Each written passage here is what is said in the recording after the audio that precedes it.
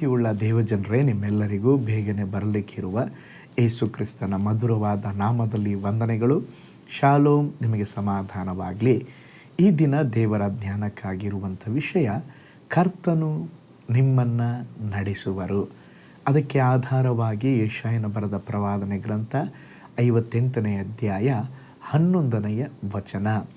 ಯೆಹೋವನು ನಿಮ್ಮನ್ನು ನಿತ್ಯವೂ ನಡೆಸುತ್ತಾ ಮರುಭೂಮಿಯಲ್ಲಿಯೂ ನಿಮ್ಮ ಆತ್ಮವನ್ನು ತೃಪ್ತಿಗೊಳಿಸಿ ನಿಮ್ಮ ಎಲುಬುಗಳನ್ನು ಸಸಾರ ಮಾಡುವನು. ನೀವು ತಂಪಾದ ತೋಟಕ್ಕೂ ನೀರಿಗೆ ಮೋಸವಿಲ್ಲದ ಬುಗ್ಗೆಗೂ ಸಮಾನವಾಗುವಿರಿ. ಜೀವನದ ಪ್ರಯಾಣ ಎಷ್ಟೋ ಸಾರಿ ಅದು ಅಸ್ಪಷ್ಟವಾಗಿರುತ್ತದೆ. ನಾವು ಹೋಗಬೇಕಾದ ದಾರಿ ಎಲ್ಲಿ ಅಂತ ನಮಗೆ ಗೊತ್ತಿರೋದಿಲ್ಲ.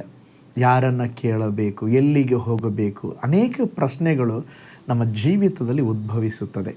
ಆದರೆ ಈಗ ಓದಿಕೊಂಡಂಥ ವಾಕ್ಯ ಭಾಗದಲ್ಲಿ ಯೆಶಾಯ ಪ್ರವಾದಿ ಹೇಳುತ್ತಿದ್ದಾನೆ, ಕರ್ತನು ನಿಮ್ಮನ್ನು ನಡೆಸುವರು.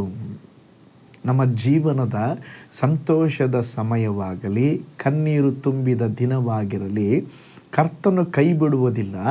ಅವರು ಯಾವಾಗಲೂ ನಿಮ್ಮನ್ನು ನಡೆಸುತ್ತಾರೆ. ಮರುಭೂಮಿಯಲ್ಲಿ ಸಹ ನಮ್ಮ ಆತ್ಮವನ್ನು ತೃಪ್ತಿಗೊಳಿಸ್ತಾರಂತೆ. ಮರುಭೂಮಿ ಅಂದರೆ ಬತ್ತಿ ಹೋಗಿರುವ ಯಾವುದೇ ಒಂದು ಕಾಣದ ಪರಿಸ್ಥಿತಿ, ಅಲ್ಲಿ ಸಹ ದೇವರು ನಮ್ಮ ಆತ್ಮಕ್ಕೆ ತೃಪ್ತಿ ನೀಡಬಲ್ಲರಂತೆ. ಸೀನಾಯಿ ಅರಣ್ಯದಲ್ಲಿ 20 ಲಕ್ಷ ಇಸ್ರಾಯೇಲರು ದೊಡ್ಡ ಸೈನ್ಯದಂತೆ ಇದ್ದರು. ಅಲ್ಲಿ ಒಬ್ಬರು ದಳಪತಿಯಂತೆ, ಸೇನಾಧೀಶ್ವರನಂತೆ, ಅದೇ ವೇಳೆಯಲ್ಲಿ ಪ್ರೀತಿಯ ತಂದೆಯಂತೆ ಕರ್ತನೇ ಅವರಿಗೆ ಇದ್ದು ನಡೆಸಿದರಂತೆ. ಹಗಲಲ್ಲಿ ಬಿಸಿಲಿಗೆ ಬಾಡದಂತೆ ಮೇಘಸ್ತಂಭವನ್ನು ಇಟ್ಟರು. ಇರುಳಿನಲ್ಲಿ ಮಾರ್ಗ ತಪ್ಪದಂತೆ ಅವರಿಗೋಸ್ಕರ ಅಗ್ನಿಸ್ತಂಭವನ್ನು ಇಟ್ಟರು. ಪ್ರತಿದಿನ ಅವರ ಆಹಾರಕ್ಕಾಗಿ ಜೇನಿನಂತೆ ಸಿಹಿಯಾಗಿದ್ದ ಮನ್ನವನ್ನು ಸುರಿಸಿದರು. ಅಂದು ಇಸ್ರಾಯೇಲರನ್ನು ಕಾಪಾಡಿ ನಡೆಸಿದ ದೇವರು ಇಂದು ಸಹ ನಿಶ್ಚಯವಾಗಿ ನಿಮಗೆ ಉಣ್ಣಲು ಆಹಾರವನ್ನು, ಉಡಲು ವಸ್ತ್ರವನ್ನು, ತಂಗಲು ಮನೆಯನ್ನು ನೀಡಿ ಅದ್ಭುತವಾಗಿ ನಡೆಸುತ್ತಾರೆ.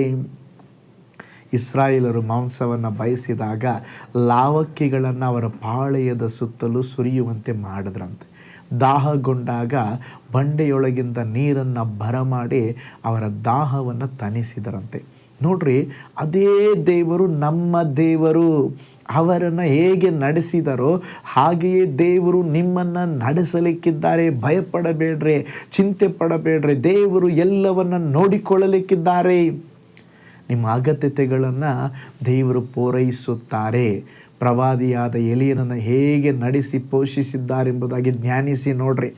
ಕಾಗೆಗಳು ಅವನಿಗೆ ಪ್ರಾಂತ ಕಾಲದಲ್ಲಿಯೋ ಸಾಯಂಕಾಲದಲ್ಲಿಯೋ ರೊಟ್ಟಿ ಮಾಂಸಗಳನ್ನು ತಂದು ಕೊಡುತ್ತಿದ್ದವು.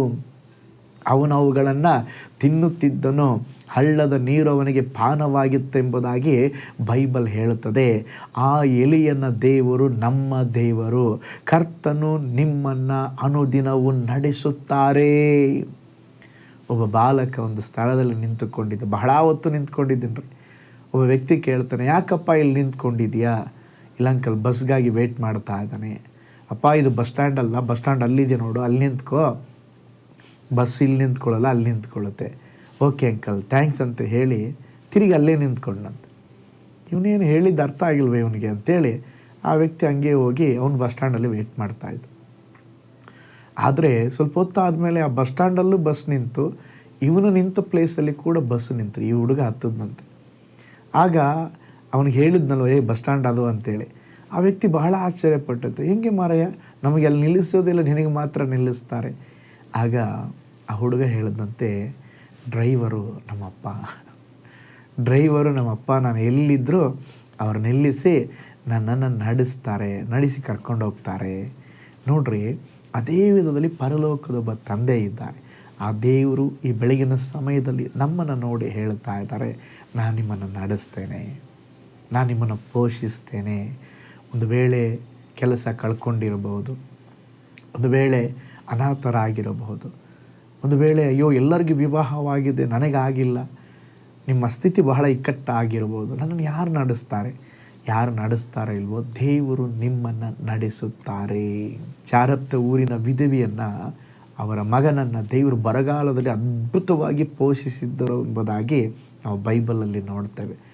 ಅದೇ ದೇವರು ಅನುದಿನವೂ ನಮ್ಮನ್ನು ನಡೆಸುವ ದೇವರು ಈ ದಿನ ನಿಮ್ಮನ್ನು ನಡೆಸಲಿಕ್ಕಿದ್ದಾರೆ. ದೇವರನ್ನ ನಂಬ್ರಿ, ಪ್ರೇಯರ್ ಮಾಡಿರಿ, ಸ್ವಾಮಿ ನನ್ನನ್ನು ನಡೆಸ್ರಿ ಎಂಬುದಾಗಿ ನಿಶ್ಚಯವಾಗಿ ದೇವರು ನಿಮ್ಮನ್ನು ಸಹ ನಡೆಸಲಿಕ್ಕಿದ್ದಾರೆ. ಪ್ರಾರ್ಥನೆ ಮಾಡಿಕೊಳ್ಳೋಣ. ಪರಲೋಕದಲ್ಲಿ ವಾಸ ಮಾಡುವ ನಮ್ಮ ತಂದೆಯಾದ ದೇವರೇ, ನಿಮ್ಮ ವಚನದಲ್ಲಿ ದೇವರೇ ಅಪ್ಪ, ನಾವು ನೋಡಿದ ಹಾಗೆ ನೀವು ನಮ್ಮನ್ನು ನಡೆಸುವಂಥ ದೇವರು. ನಮ್ಮ ಪರಿಸ್ಥಿತಿ ಸ್ಥಿತಿಗತಿ ಏನಾಗಿದ್ದರೂ ಎಂಥದ್ದಾಗಿದ್ದರೂ ಎಲ್ಲದರ ಮಧ್ಯದಲ್ಲಿ ಅದ್ಭುತವಾಗಿ ನಮ್ಮನ್ನು ಕರ ಹಿಡಿದು ನಡೆಸುವ ದೇವರು ನೀವು. ನಾನು ನಿನಗೆ ಆಲೋಚನೆ ಹೇಳಿ ನಡೆಯಬೇಕಾದ ಮಾರ್ಗವನ್ನು ತಿಳಿಯಪಡಿಸ್ತೇನೆ ಎಂಬುದಾಗಿ ಹೇಳಿದಂಥ ದೇವರು ನೀವು ನಮ್ಮನ್ನು ನಡೆಸ್ರಿ. ನೀವು ನಮ್ಮ ಜೊತೆಯಲ್ಲಿರ್ರಿ.